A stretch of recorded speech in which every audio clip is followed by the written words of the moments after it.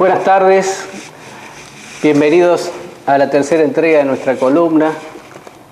Hoy, antes de abocarnos a los temas políticos de la semana que pasó, quería hacer una mención especial a un tema que seguramente ustedes ya vieron en todos los medios de comunicación, que fue el aniversario de la caída del muro de Berlín. Se cumplieron los 25 años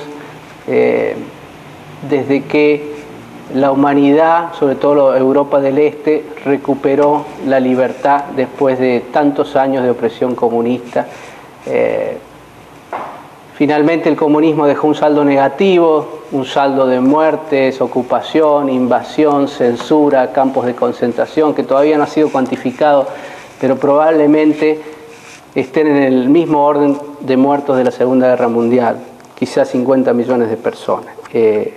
Ese muro fue realmente muy triste para los alemanes. Fueron 160 kilómetros que los dividió por 40 años, familias que quedaron sin verse, tíos con sobrinos, hermanos, etc. De manera tal que siempre tenemos que recordar cuánto nos ha costado a quienes vivimos en Occidente alcanzar democracias y república, y por eso debemos cuidarlas, por eso debemos estar atentos, debemos informarnos, debemos comprometernos, debemos participar. Thomas Jefferson decía: "The price of freedom is an eternal vigilance". El precio de la libertad es la eterna vigilancia. Si queremos ser libres, tenemos que estar atentos, tenemos que ser ciudadanos, porque cada vez que un pueblo quiere ser libre, siempre hay un déspota, un tirano dispuesto a sojuzgarlo. Y ahora sí, vamos a entrar a los temas de la Argentina. La semana empezó realmente con malas noticias.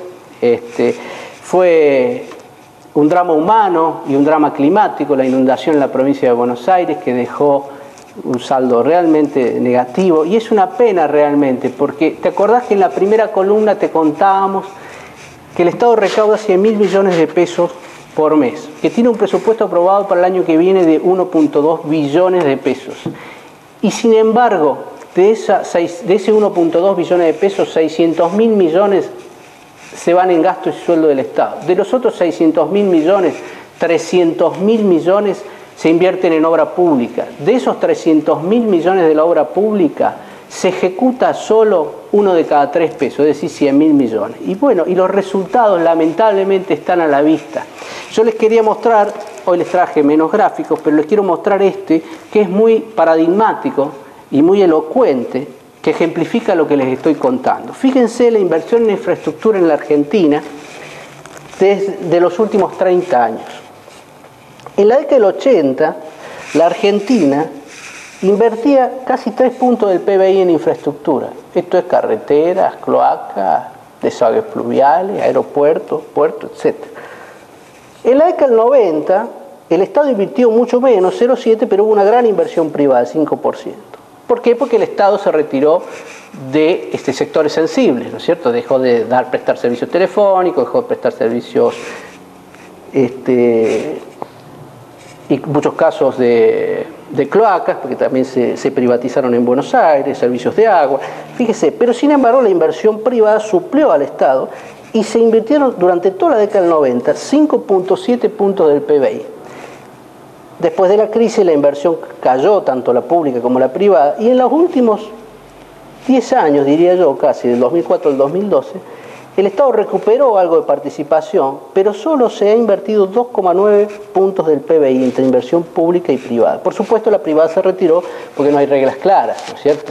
Entonces los privados no invierten. Si usted todos los días expropian algo distinto, no hay seguridad para el inversor. Pero fíjese, se invierte lo mismo que en la década del 80, cuando ya éramos un país subdesarrollado y atrasado. Y entonces lo que les decía recién, los resultados están a la vista. Se inunda la provincia más rica de la Argentina, que puede ser un factor de crecimiento importantísimo, que tiene todo para ser una economía pujante, que sea el motor de la economía argentina. Y bueno, evidentemente el motonauta no tiene muchas cualidades aparentemente para manejar o gobernar la provincia. Este es otro ranking que es impresionante realmente, porque este es un ranking de cuánto invierten en infraestructura respecto del PBI los países de la región. Fíjese, es notable que Chile esté en primer lugar.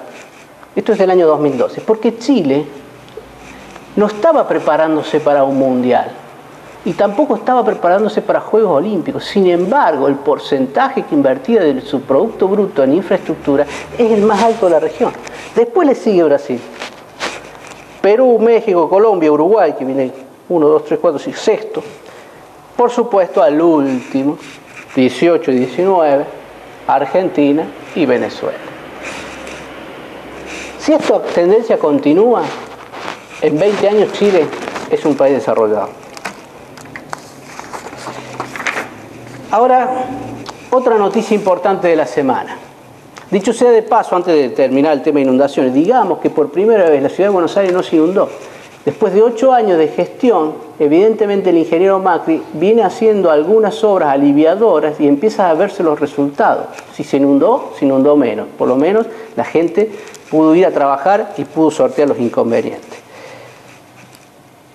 Ahora les voy a contar otra noticia importante de la semana. La Auditoría General de la Nación, en un informe realmente contundente, presentado a mitad de semana, mostró cómo Aerolíneas Argentinas nos ha costado a los argentinos 4.000 millones de dólares desde que fue reestatizada. ¿Te acordás que te contábamos en la primera columna que Fabricaciones Militares, que todavía no había logrado fabricar ningún avión, tenía un déficit de 544 millones de pesos para este año y nombraba un administrativo cada 3 días? Bueno, es el mismo modelo de aerolínea, nada más que el de aerolínea es mucho más exagerado. En el último año se nombraron 1.000 empleados en el exterior y las rutas internacionales no están dando ganancias. Sí lo hacen las rutas de cabotaje, paradójicamente. Entonces uno se pregunta, si yo fuera accionista de una empresa y mi directorio no funciona, tengo un gerente comercial y me hace la pérdida, lo primero que le pido es la renuncia. Sin embargo, eso no pasa lamentablemente en el Estado argentino. Y uno se pregunta, ¿el presidente de la compañía es ingeniero aeronáutico? ¿Es especialista en aviación aerocomercial? ¿Es especialista siquiera en aviación civil? ¿Tiene algún posgrado en finanzas corporativas en alguna universidad? ¿Sabe de manejar empresas? No, ¿qué es? Abogado. Otra vez, los resultados a la vista.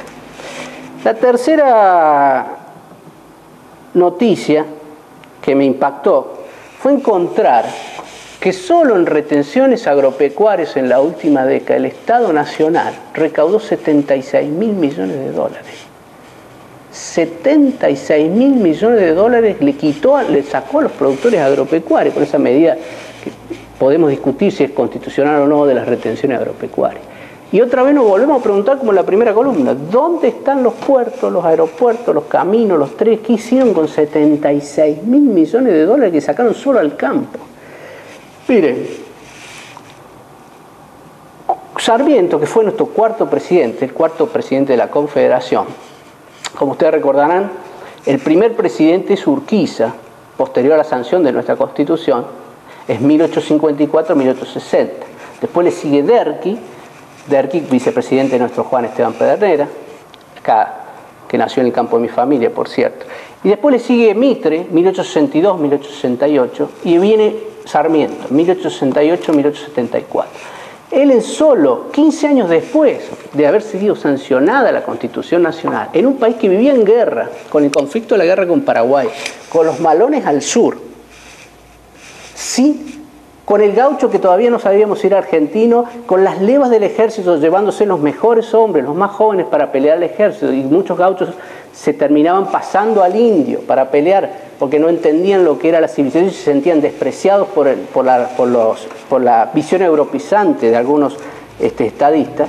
Sarmiento en esa época hizo el cable transoceánico, duplicó, que permitió unir con telégrafo Argentina con Europa, duplicó las líneas telegráficas, llevó a 1.600 kilómetros las líneas telegráficas, hizo 800 kilómetros de vía férrea y en el medio se acordó de hacer el jardín botánico, el zoológico, fundó 800 escuelas. Tuvo tiempo para todo eso. Y en 10 años, con toda la tecnología, con toda mano, con 76.000 millones de dólares, este gobierno no ha sido capaz de hacer 10 kilómetros de vías. Menos abogados y más ingenieros necesita la Argentina. Hasta la semana que viene.